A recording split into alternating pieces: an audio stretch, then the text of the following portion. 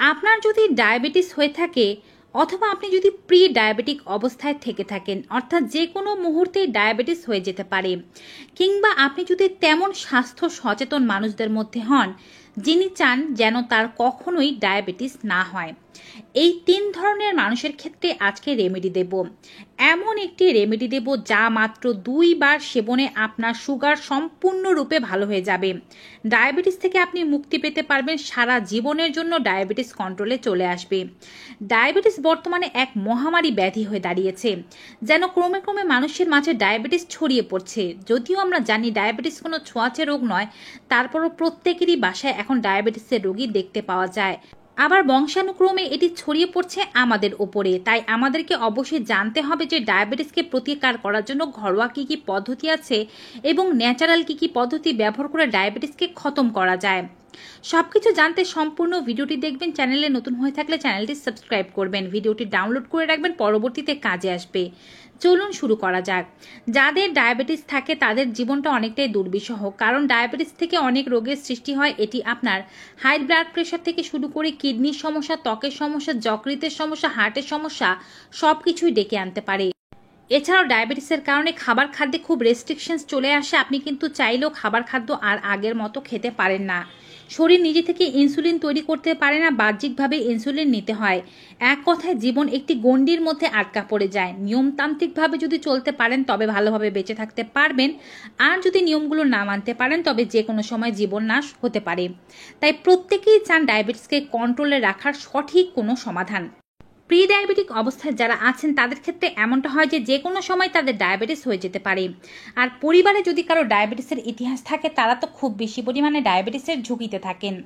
Diabetes যাদের আছে তাদের ক্ষেত্রে তারা সঠিক খাবার খাদ্য নির্বাচন করতে পারেন না। এমন খাবার আছে যেটি আপনার ডায়াবেটিসকে কোনো প্রকারের ওষুধ ছাড়াই কন্ট্রোলে আনবে, যেটি হচ্ছে মেথি এবং দারুচিনি। ডায়াবেটিসের বাপ বলা হয় এগুলোকে। মাত্র কয়েকদিন খেলে আপনার ডায়াবেটিস হু হু করে নেমে আসবে সঠিক লেভেলে। কিভাবে খাবেন, কিভাবে প্রস্তুত করবেন, চলুন জেনে নিই। মেথির মধ্যে এমন কিছু উপাদান রয়েছে যা আমাদেরকে ডায়াবেটিসের হাত থেকে মুক্ত রাখতে সাহায্য করে, রক্তে সুগারের মাত্রাকে নিয়ন্ত্রণে রাখে এবং আপনার অগ্নাশয়কে সঠিকভাবে কাজ করতে সাহায্য করে। মেথি আপনি নিয়ে নেবেন নতুন প্রকৃতির মেথি। বাজার থেকে খুব পুরনো মেথি আনবেন না। আবার অনেক মেথি আছে যা হয়তো ঘরে রেখে দিয়েছিলেন, দীর্ঘদিন ধরে ব্যবহার করেন না, এমন মেথি নয়। মোটামুটিভাবে টাটকা মেথি ব্যবহার করতে হবে। এই মেথি আপনাকে কাঁচাই ব্যবহার করতে হবে। 1 গ্লাস পরিমাণ জল নিয়ে নেবেন। রাতের বেলা ঘুমাতে যাওয়ার আগে এই জলের মধ্যে পরিচ্ছন্ন 1 চা চামচ মেথি দিয়ে দেবেন। সকালবেলা ঘুম থেকে ওঠার পরে একটি চামচের সাহায্যে এই জলটি গুলে নেবেন। তারপরে আপনি জলটিকে ছেঁকে বের করে নেবেন। কেউ চাইলে মেথিটি সহই কাজটি করতে পারেন, তাতে কোনো সমস্যা নেই, কিন্তু জলটি এতে বেশি তেতো হয়ে যাবে। এর মধ্যে 2 ইঞ্চি পরিমাণে দুটো দারুচিনির স্টিক দিয়ে ভালোভাবে ফুটতে দেবেন। ঢাকনা দিয়ে ফুটতে দেবেন। 5 মিনিট পর্যন্ত ফোটাবেন, বেশি না এবং খুব বেশি আঁচ দিয়ে ফোটানো যাবে না। অল্প আঁচে ফোটাতে হবে যেন জল খুব কমে না যায়।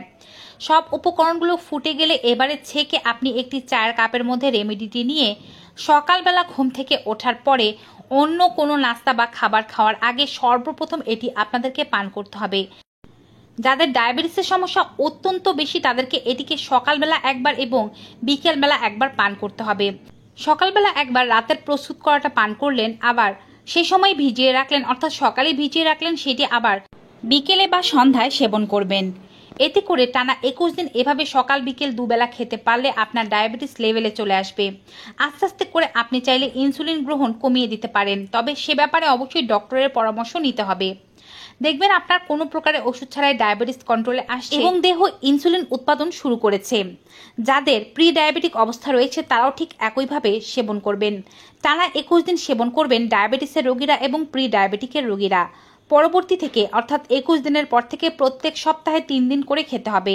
তবে যাদের ডায়াবেটিস আছে, যদি দেখা যায় প্রত্যেক সপ্তাহে 3 দিন করে খাওয়ার ফলে আবার ডায়াবেটিসে হেরফের হতে শুরু করেছে, সেক্ষেত্রে তারা প্রতিদিনই খাওয়ার চেষ্টা করবেন। তবে এই রেমেডি খুবই পাওয়ারফুল রেমেডি।